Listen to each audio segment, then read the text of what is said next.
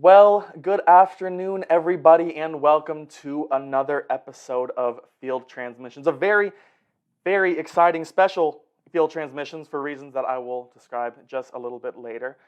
Thank you so much for tuning in today and joining me and my esteemed guest. Before we get started, we do have a little bit of housekeeping to do.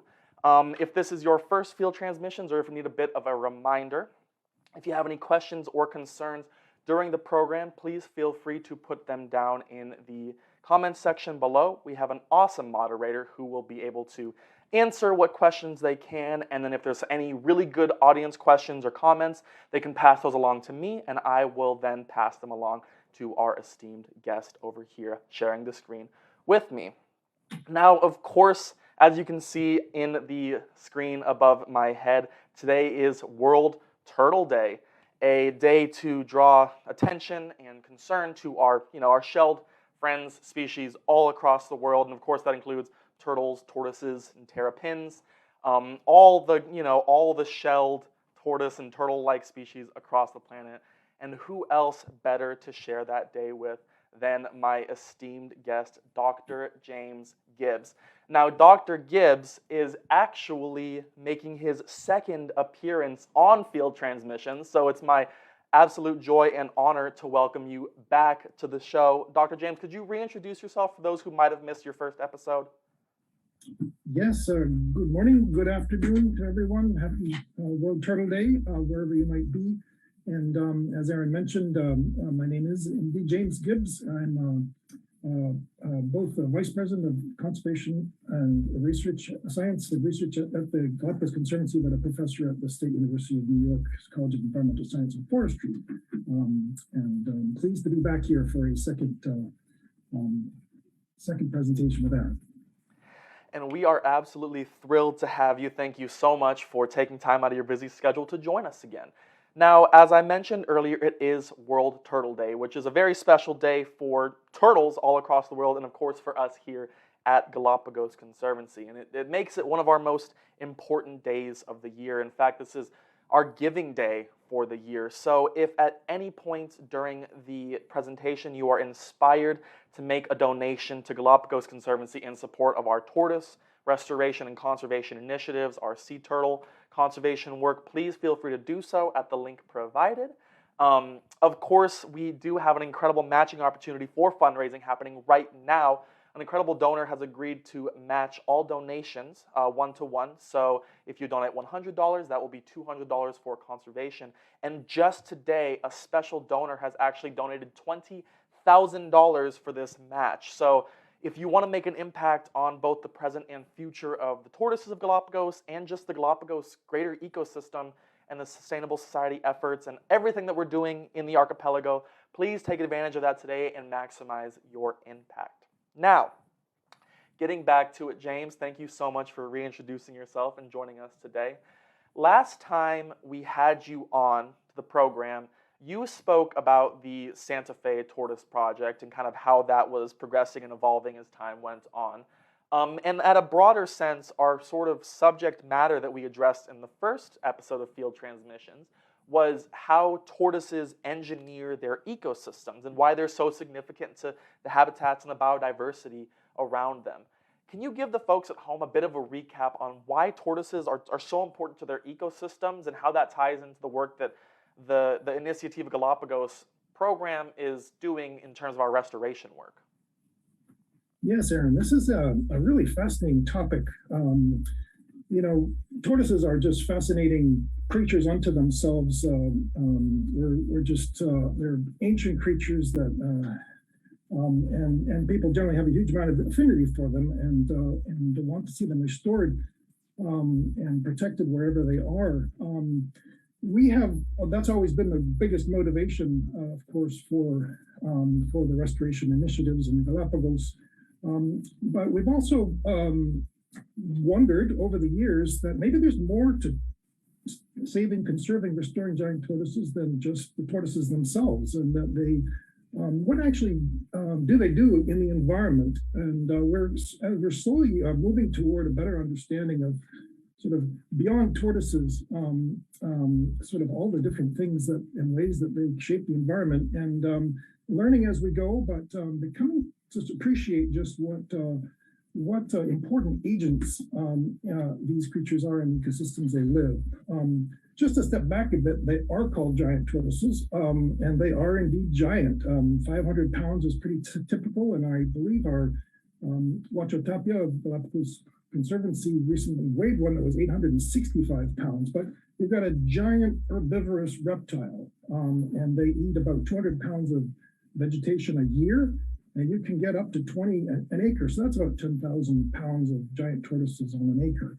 You put all this together, you've got these very large animals eating about 10% of the ecosystem every year. They're big and strong. They're flattening things, building trails, making beds. And so they're a big disturbance agent, but then they're also tend to be opening up these areas. They each bite that a tortoise eats ingests takes about anywhere from 15 days to a month to move through them, during which time they can move many, many kilometers. So they're dispersing lots of seeds and depositing them in little moist greenhouses, and that really help a lot of plants regenerate. And you can put all this together. You've got huge numbers of tortoises in healthy populations doing all of these very significant things in the ecosystem. They start to shape the entire ecosystem, hence that term we used, Aaron, of ecosystem engineer. And so all of the other creatures that are in these ecosystems are affected by this, we think, in generally very positive ways. I mean, all of the songbirds are responding to the vegetation directly, and the tortoises are doing very important things with the cactus, which so many species in Galapagos depend on dispersing it. So you put all this together, and we are slowly and steadily building a picture that there's much more to tortoises than just tortoises. And that restoring tortoises themselves is also about restoring whole islands and whole island ecosystems.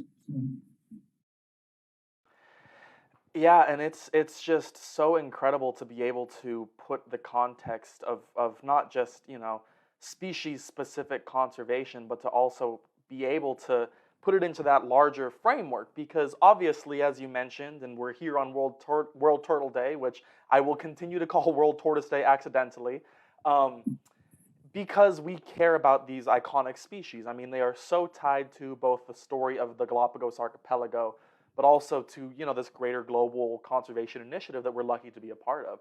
But of course, as you mentioned, it is bigger than just the tortoises, and so much of this recent work that we're, being able to do with our partners and collaborators as part of an Iniciativa Galapagos, so the Galapagos National Park Directorate being a major part of that, and of course our Galapagos-based teams such as, Wacho Tapia and then Jorge Carrion and this, this incredible team that we are able to work with, is that the tortoises, both symbolically but also physically and ecologically, are a part of their environment at a major scale. And so it's really, really cool to be able to see the restoration efforts like we're talking about on Santa Fe, like we see on Espanola, and then Pinzon, which we'll talk about a little bit later, having that restorative effect. I could elaborate just a little bit more. We are seeing, you had mentioned Espanola, where the tortoise population had dropped to just 15 survivors. I think many of your folks here today know some of this story, but through steady restoration, the tortoise population is now built almost to 3,000 on the island itself. All the work of the national park over the years to head start the animals. But to get to the point is that we're just discovering that where those tortoises have been introduced and reintroduced and where they're becoming established on Espanola, the vegetation is changing rapidly from what was a very dense thicket that very few species can use to a much more open savanna-like situation that many species benefit from. And also the cactus population, which hasn't reproduced in seemingly many, many decades, is now sprouting up where tortoises are. And you can see this from satellite, from satellite imagery. And basically, there's another species of Espanola, the waved albatross, that occurs really only there on the whole planet. And that seems to be a good example of a species that needs big areas to take off and land. And now that the tortoises are getting into that area, they're creating this, they're engineering this ecosystem into this more open environment that's much more, conducive to their activity. But all of the plant community, all of the herbaceous plants and that benefit from this opening up of the ecosystem. And just one example from one island of what we can now see are profound effects of the tortoises on the vegetation, hence all of the other animals. Yeah, and as you mentioned, the story of Espanola Island is so incredible because the numbers, the rebound that island and that ecosystem has experienced with the loss and then eventual return of tortoises at an incredibly higher number than were there. I mean, correct me if I'm wrong, but it was somewhere between 10 and 20 tortoises of that species entirely were left back in the late 1900s, and now to reach the thousands is incredible. And if our moderator has the energy and the time to be able to do so, we recently heard from a friend of the organization, Tui de Roy, who had the awesome opportunity to run into Diego, the super tortoise, who was part of that restoration initiative because those remaining Espanola tortoises were brought into captivity and used to start a incredibly successful rewilding and repopulation effort that has, again, as you mentioned, led to this vast ecological restoration of Espanola that is benefiting the waved albatrosses and is benefiting the entire ecological community on Espanola Island. So if you do get a chance to read that story from Tui and see some of her pictures of seeing Diego, it's definitely worth a read. It's a really cool story. Now, switching from Espanola and Santa Fe over to another island that I spoke of, which is Pinzon. Now, speaking with Wacho Tapia and the blog post that he wrote after returning from Pinzon, it's a pretty tough environment to both live in and also to complete research in. So I'm wondering if you could tell us about that trip, tell us about what Pinzon, the island, and the habitat is like, and then tell us a little bit about what data was collected and what that revealed when you went back to Devil's Island. Yes, so Pinzon Island is a small island just off of the western coast of Santa Cruz Island, but it has always had a unique endemic species of tortoise on it. And that tortoise has quite a history insofar as one of the more accessible islands. It was very heavily stripped of tortoises by whalers and sealers and others. And then even scientists came to collect them in huge numbers for museums. And then right at the very, point of collapse of the population, somehow black rats got onto the island. And black rats are remarkable in their ability to find every single tortoise hatchling, which evidently they did for over about 100 years, basically cementing what would have been the extinction of this species. It's very distinct. It's a beautiful tortoise, another big saddleback, living on this very harsh island, kind of the Devil's Island. Sometimes it's a very spiny island. It's very quickly when you get on there. It can shred your clothes in a couple of hours and go through the biggest Vibram-soled boots. But tortoises are quite happy out there, finding things to eat. And so what basically fortunately in the 1960s, the Galápagos National Park Service went out recognizing the difficulty of the situation especially with rat predation and no real obvious solution to the problem. They began harvesting eggs, and the park guards are extremely skilled at moving through the environment and getting down on hands and knees and tapping and knocking and finding tortoise nests and then putting these in vermiculite-filled backpacks and taking these down off the island, always keeping the eggs perfectly oriented so not to harm them, and getting them into captivity where they would be reared and head-started.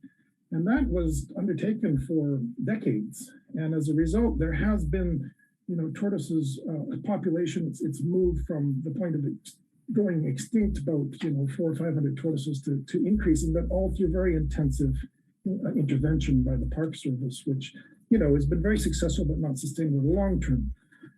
In 2012, after a previous attempt to eradicate rats, the Galápagos National Park Service, along with Island Conservation, succeeded. and finally eradicating rats, which was quite an operation unto itself.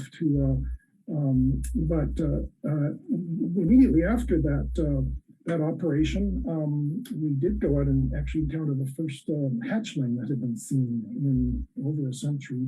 And then this trip that you just mentioned there in December, we went out with Dr. Paul Salomon and Amy Doherty, and of course, Wacho Jorge, and a whole contingent of park guards for 10 days to Pinzon, and combed the island, difficult island to get around, and were really astounded by the numbers of tortoises that we found. And they're all doing quite well, the older ones, the original ones, the head-started ones, but what we didn't really expect were to find, over 100 very small, had to be less than 10 years old, which was to say they're not that small actually, but they're juvenile tortoises that had to have been hatched since the rat eradication. So this whole cohort is like coming up, which is just really gratifying to see. And so these tortoises may well be now on their way to sort of restoring themselves. The island is not a large one, and they're already sort of at half of their carrying capacity, but they're really appearance of a really strong improvement and a good a good indication this population is going to come back on its own now, thanks to this many years of head starting to sort of keep extinction away, and then now the rat eradication, and now the tortoises to take it on their own from there. An incredible, again, just like Espanola, really an incredible example of the restorative powers that, just these dramatic conservation actions done with scientific backing and, the correct management decision making can do to, benefit not only tortoises, but also the ecosystem at large, and really see the effects of this within a, 20, 30, 40, 50 year time span, which I think is really incredible. While you were speaking, I was able to flash some of the pictures taken from that expedition on the screen, taken by our very own Amy Dory. As you can see, very harsh conditions for humans, but fantastic place for for a saddleback tortoise to live and to thrive. So again, we're gonna hop from Espanola to Pinzon, and we're going to hop to another island on which some pretty interesting research has recently been published. So you were part of what I described as a startling discovery on San Cristobal Island pretty recently. Can you speak a bit on this historic revelation that was published this spring by you and contributors, and what that means about the tortoises of San Cristobal?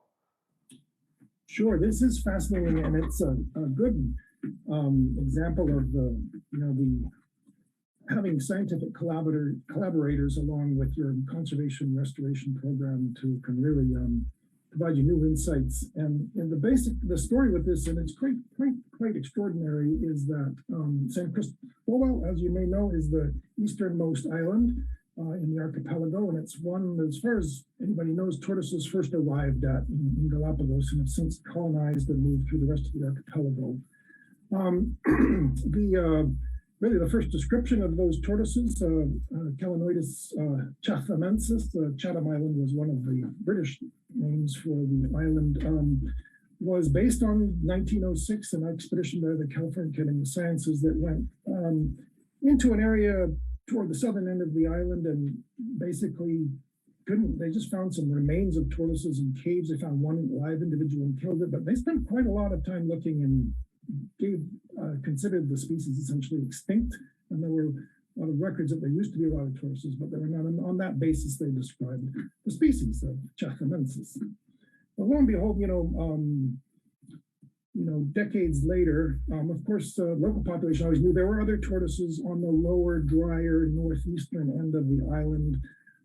They also were in bad shape through poaching and through goat. Their numbers had dropped to maybe 500 by 1970. But since then, the Park Service has worked very hard at eradicating goats and stopping poaching, and that population has really recovered. In fact, we did an expedition with the National Park fairly recently and showed that it's up in the many thousands now. So there's this interesting situation. So blood samples processed and then sent to our collaborators, Gisela Picconi at Yale University, Evelyn Jensen at Newcastle University. They made this fascinating discovery, which is that the DNA from the tortoises that live in the many thousands of tortoises doesn't match the DNA from the specimens that were collected in 1906 that define the species. So in other words, what is likely happening here is that the current species, Chathamensis, is actually not really Chathamensis. It has been a separate species. And so we have thousands of tortoises now that are part of a species that's never been described. And then equally important is that there was apparently a second species on the island that was unique to the highlands. And there are certainly records of many tortoises in the highlands previously. So this island is one of several in the Galapagos that hosted two distinct species of tortoises, which isn't quite as strange as it might sound. Geologically, this island is probably two, and has recently joined or not. But that is basically the take home, which is in practical terms. Clearly, the tortoises on San Cristobal now need to be described formally.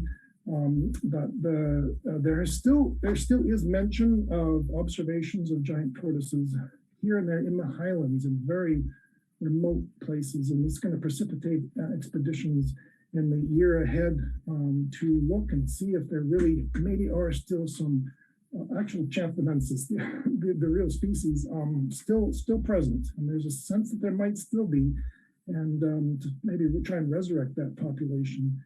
But that's the story. It's just a very fascinating, revealed by the geneticists, and giving a clear, blueprint for how tortoises were organized on this island, and we need to think that there might have been a second species, and that we should think about restoration.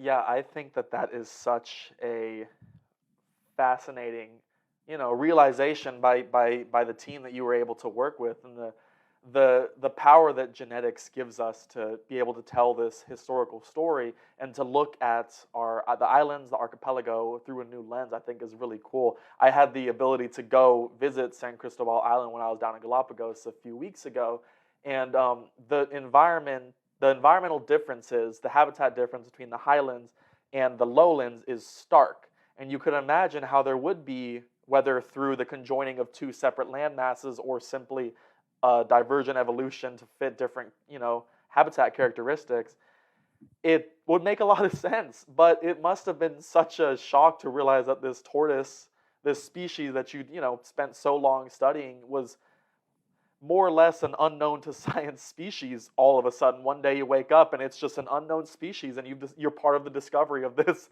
new species. I bet that was pretty exciting.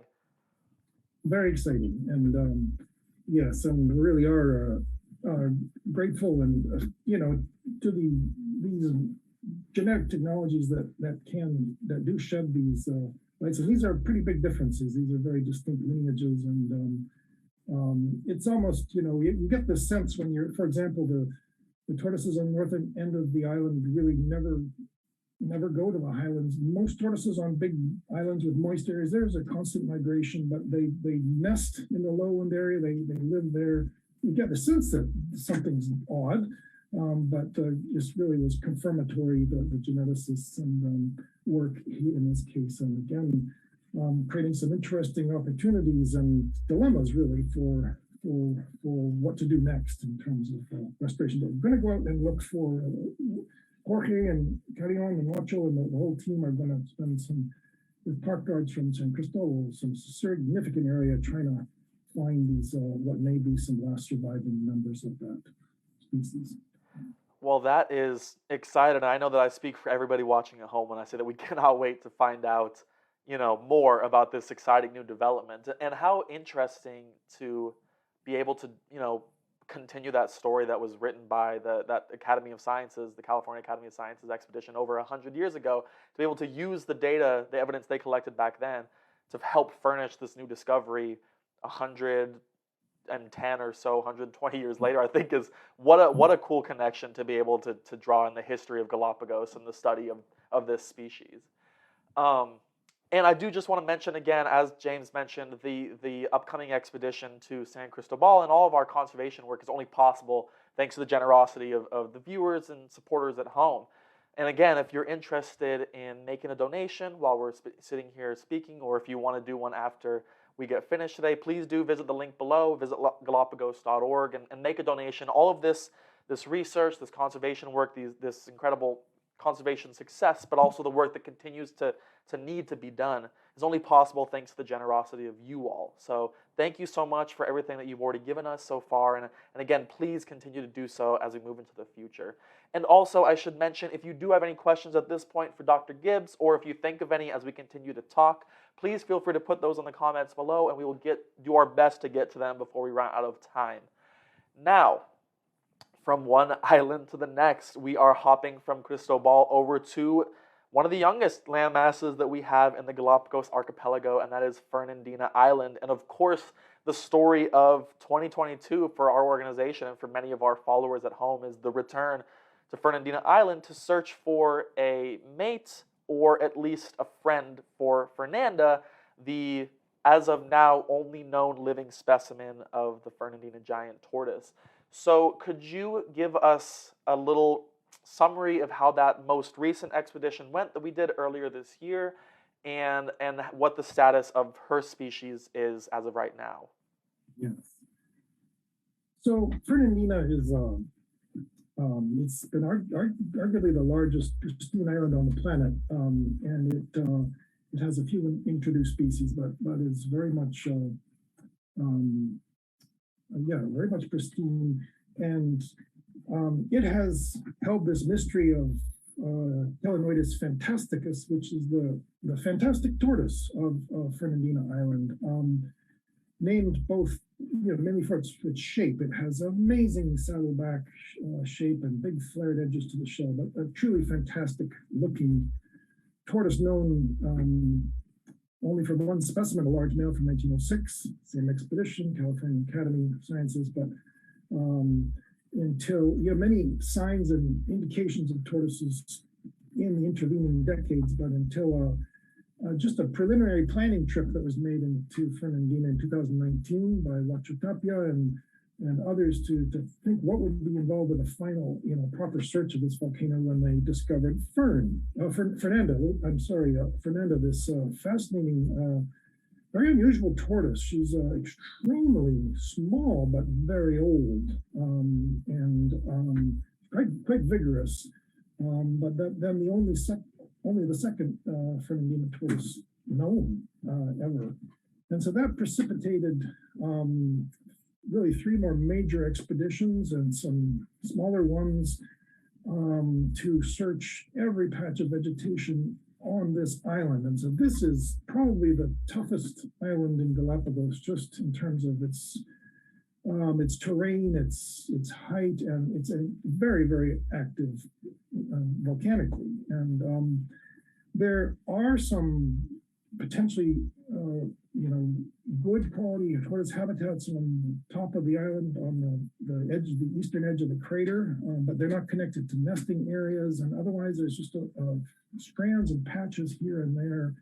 And the Galapagos National Park Service crews, really unbelievably tough, capable, dedicated folks, including Jeffries Malaga, who discovered Fernanda in the first place. They come back all beat up, all torn up in terms of their clothes, their equipment. They have visited virtually every patch of vegetation on the island, except for one. That's why the mystery still persists, and they have not found another tortoise.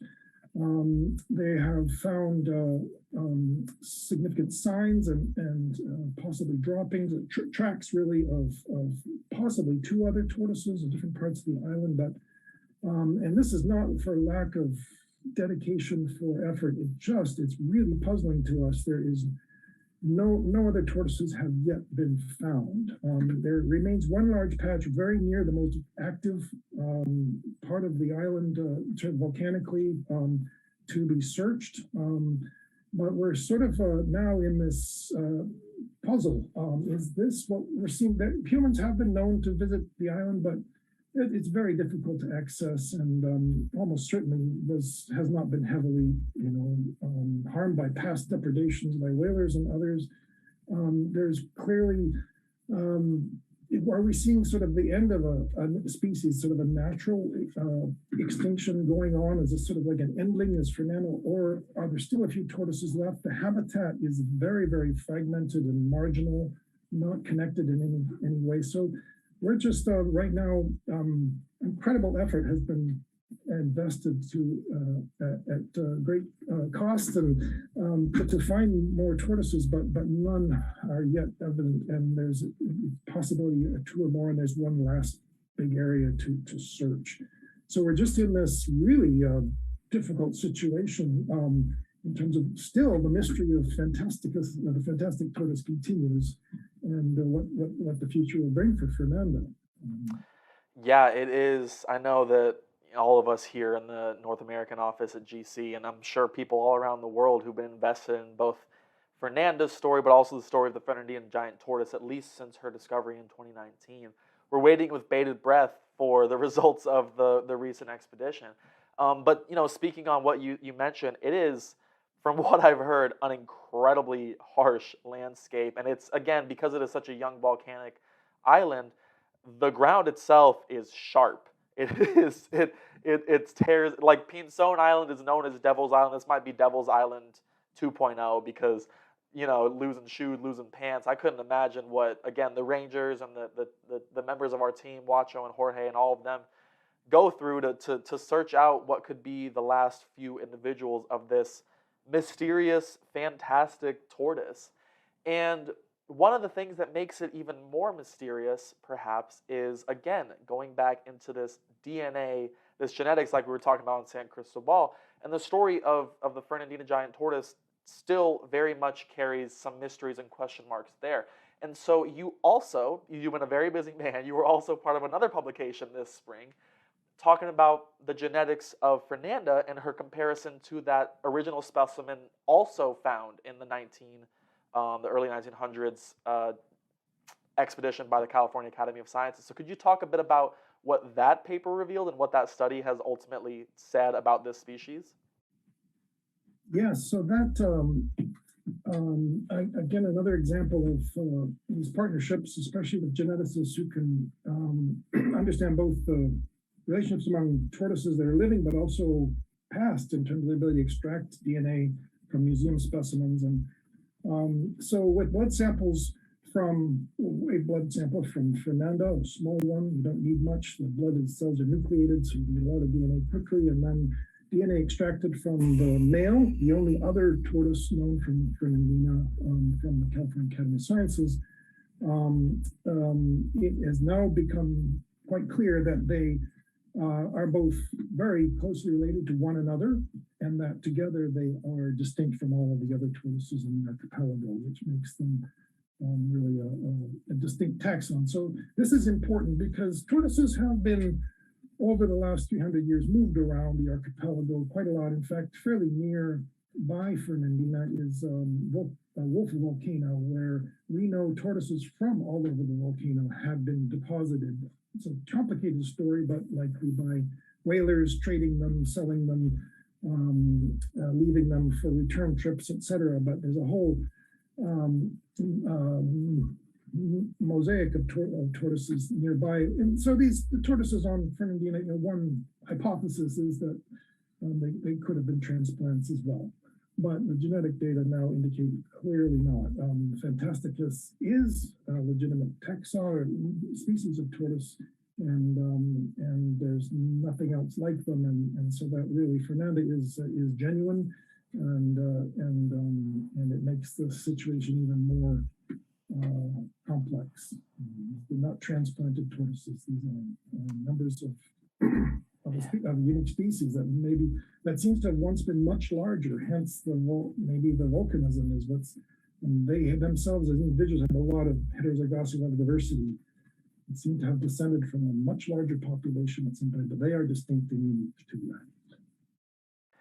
Yeah, it's such an interesting note because, as you said earlier, so much of the story of Galapagos, of the tortoises especially, but of many of the species throughout the archipelago, is this issue of human interaction and the unfortunate reality that humans, for much of the history of Galapagos, have not necessarily made the best decisions ecologically. Let's just put it that way. As you know, the presence of whalers and buccaneers who are using the tortoises as a very convenient source of food, who are moving them both between islands and also taking them on their ships and leaving with them for convenient on the sea snacks, meant that the history of the Galapagos giant tortoise is significantly complicated.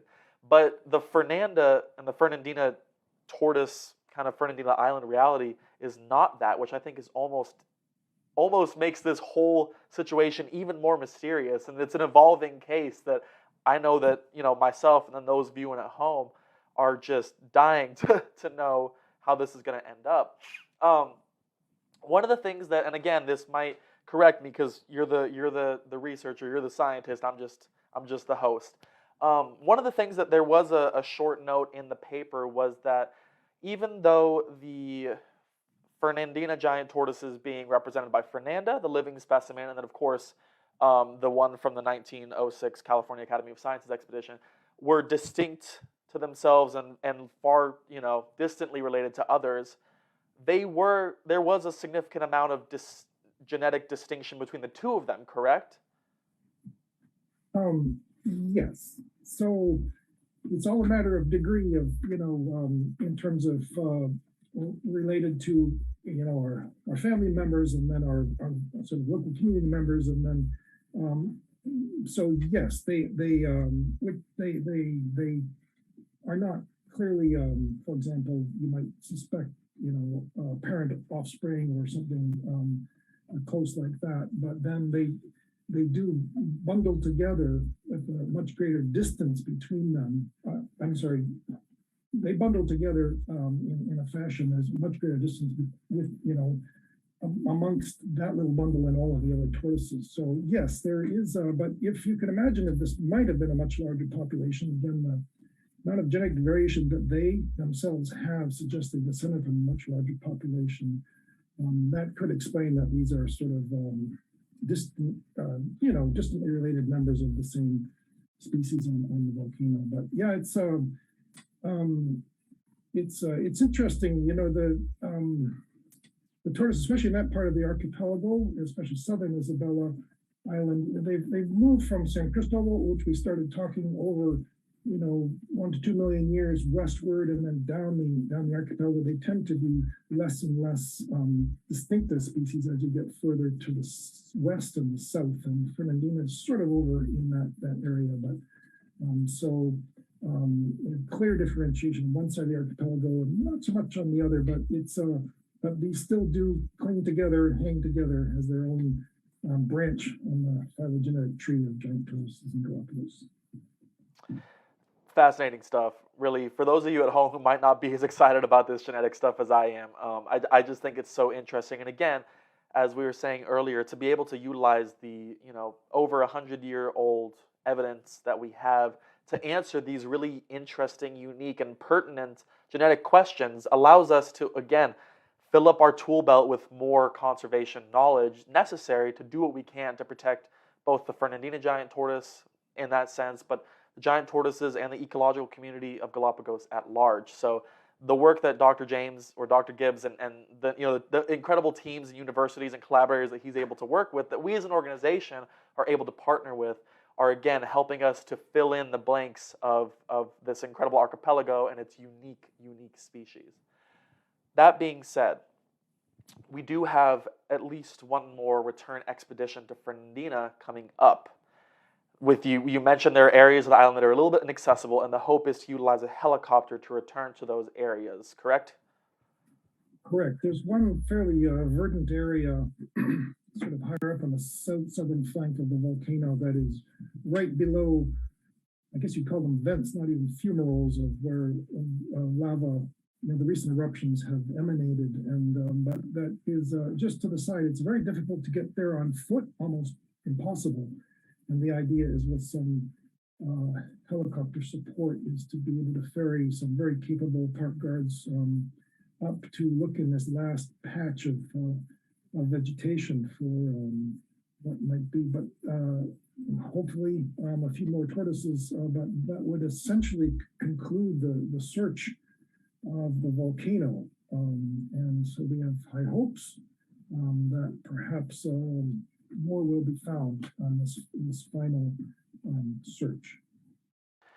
Well, fingers crossed for that. And of course, the story of the Galapagos giant tortoise is greater than just Fernandina and Fernanda, of course, but it is a special tortoise, and I know that a lot of people are following that story closely. So when we know more and we're able to provide you all at home with more information, we will do so. Now, last question before we get to our audience questions. If anybody, again, has any questions or comments to say, please feel free to do so in the comments below, and I will pass those that we have time for on to Dr. Gibbs. Now, kind of looking back, we've hopped island to island to island throughout this talk, but let's take it from a 10,000-foot view.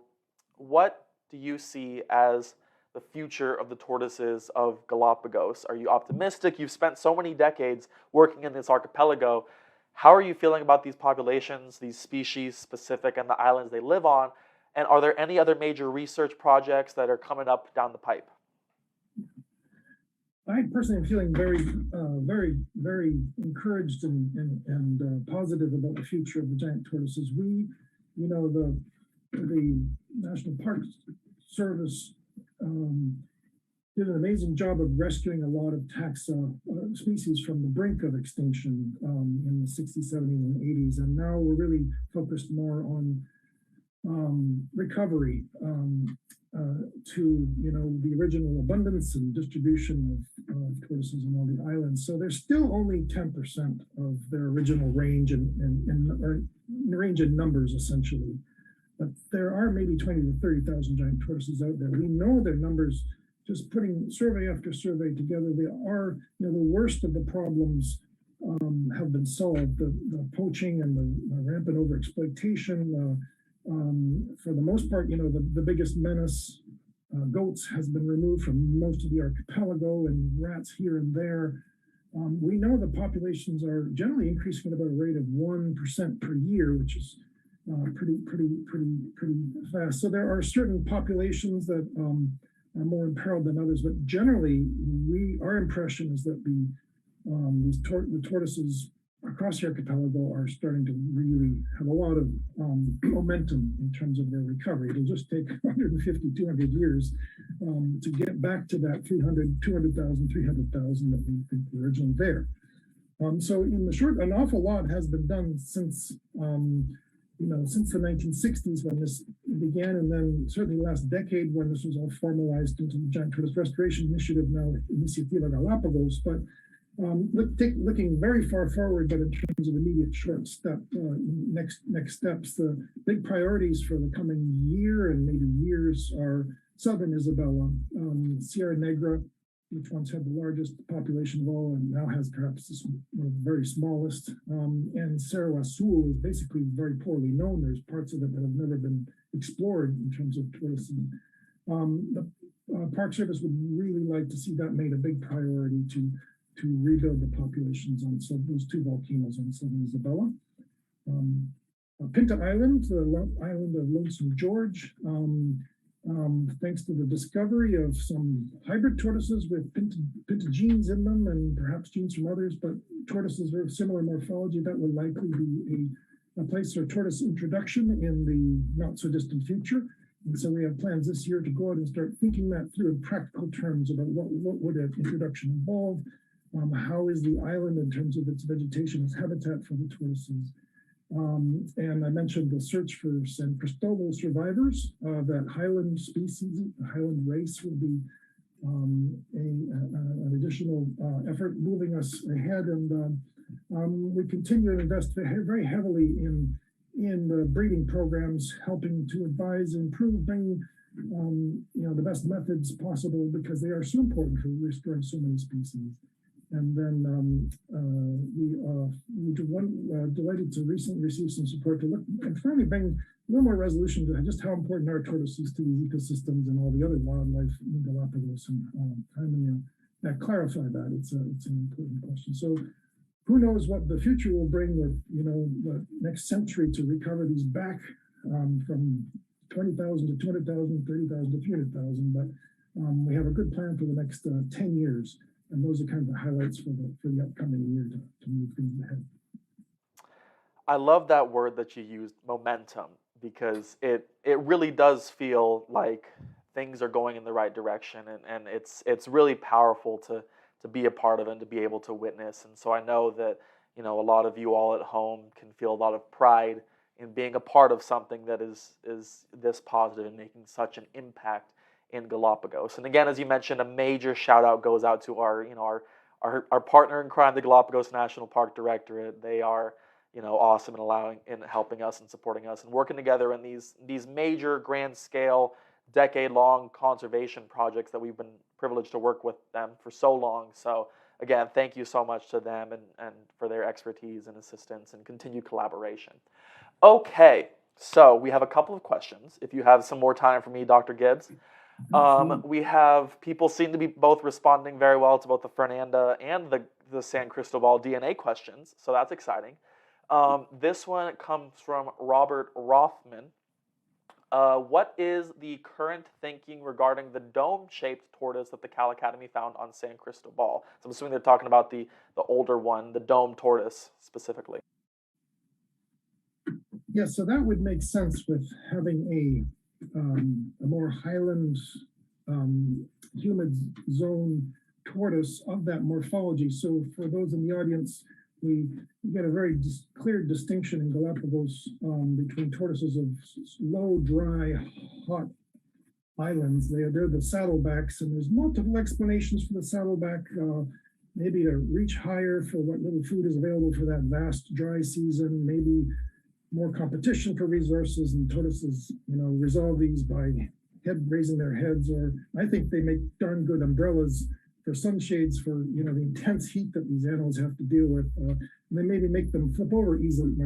But whatever the case, they're highly saddleback tortoises on dry areas, and then the domed ones are in the highland areas where it's cooler and all the food is on at ground level, and they don't need to do the neck stretching.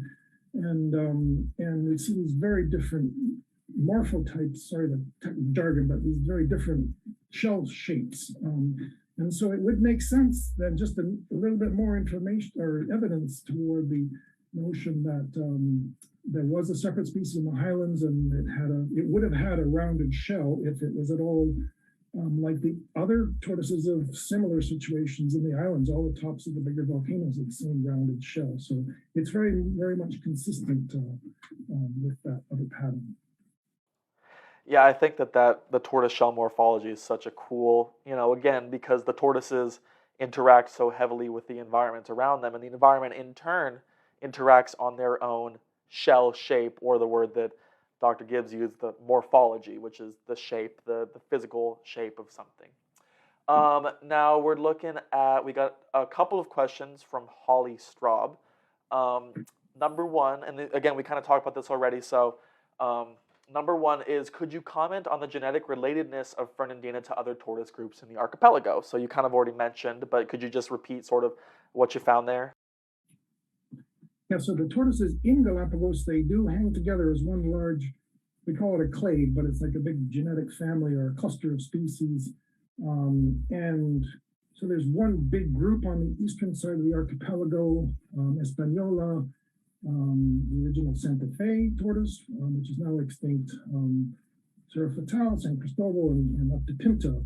And then, but the Fernandina tortoise nicely sits within the clade of sort of the western, it's distinct from the others, but it's sitting within where you might expect geographically to be in that sort of group of the other big clade on the western side of the archipelago. So that much is consistent as well. Awesome. And then the second part of her question, and we kind of already chatted about this as well. Does her genetic makeup suggest that her recent ancestors were likely relocated to the island of Fernandina by humans? So, not particularly.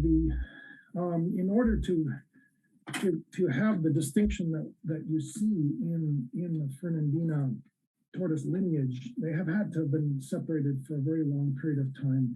And one thing we do know is that a very little bit of, they call it gene flow, but it's, it's just one tortoise per generation mixing will basically obliterate any differences between species. For Fernanda and the male from 1906 to have developed this amount of distinctiveness, they couldn't really have been merging or inmating or have with any other tortoises for a very long time. I can't tell you how long, but it would be in the many tens of thousands of years to get this. So on the other hand, if we did, any movement would quickly reduce and remove any of these differences. So I guess we can only really confirm that they've been separate for a long period of time. The island itself isn't that old though, maybe less than 500,000 years, which that was a long time, but it's the blink of an eye in terms of the history of the Earth, and so they've clearly gotten there relatively recently, but they've probably been isolated ever since. That is, it's just so fascinating. Yeah, what an interesting story for Fernanda and her family. Her genetic relatedness and the history of that island. And this is a great, I think, last question for us to end on, because as I mentioned, I know you're a busy man. So we got one good question. This one's from Marilyn Miller. What do you recommend for me to read to learn more about all the different tortoises in Galapagos? Just purely by chance.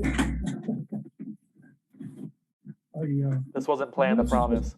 I don't suppose that will show up very well. Maybe I'll put it back here. This is a book called, this is called Galapagos Giant Tortoises. It's a book we just produced. It's by Academic Press.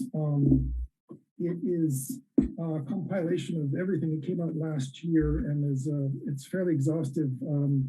I would be happy to send you more information about it, but that is just by chance, not promoting a book that we've all written but it is the real compilation and synthesis of these animals, everything known about them, and really the first such.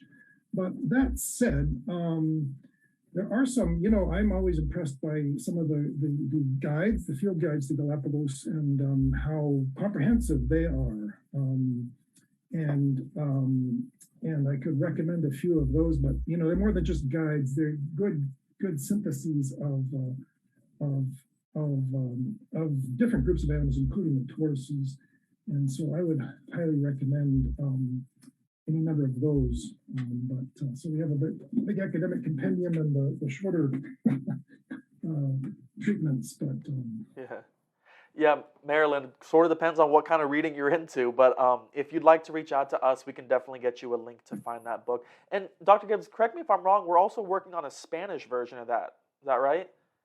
Yes, it's been the translation is finally concluded, and we're moving toward getting a Spanish version available via Amazon, and it'll be a lot cheaper. That make it available to the rest of the world that's non-English speaking, and especially Galapagos, Galapagos, policymakers, and others. Should be out in the next few months. Awesome. Well, I'm sure that there's a lot of folks that are looking forward to that. And just for anybody at home who is interested in that English version, where could they track that down? Yes, it is. You can find it has the fairly unoriginal title of Galapagos Giant Tortoises. But if you put that in quotes in Amazon, or Academic Press is the publisher, you will find it. It's by Gibbs, Coyote, and Tapia, who were the fantastic. Awesome. And every single one will be signed by you, I'm imagining. You'll be autographing all of them? You and Wacho? And it weighs about as much as a giant tortoise does, too. So yeah, perfect. There you go. Well, Dr. Gibbs, this has been, of course, a pleasure. Again, thank you so much for rejoining us on Field Transmissions. Again, for those of you at home, I just want to say thank you so much for joining us today on World Turtle Day. As I mentioned, this is one of our favorite days, of course. If you were, impassioned or found, learned more today and you're more interested in helping us with this work and these ongoing projects that Dr. Gibbs spoke about, please visit Galapagos.org, make a donation today to take advantage of that match that we're currently offering for Giving Day. Every little bit helps to provide us with the resources, to provide us and our partners and collaborators with the resources necessary to achieve and continue to achieve these conservation successes. We're only able to do what we do with the support of folks like you. So we are so grateful again for you for believing in us and allowing us to do this critical conservation work and for your continued support both now and into the future. But with that being said, I think this is going to go ahead and finish off our episode of Field Transmission. So again, Dr. Gibbs, thank you so much for joining us today. It's been awesome seeing you again. We'll probably have to roll you back in coming up here in a few more episodes, so definitely be looking out for that. But other than that, folks, thank you so much for tuning in. This has been Field Transmissions, and we'll see you all next time. Bye, everyone.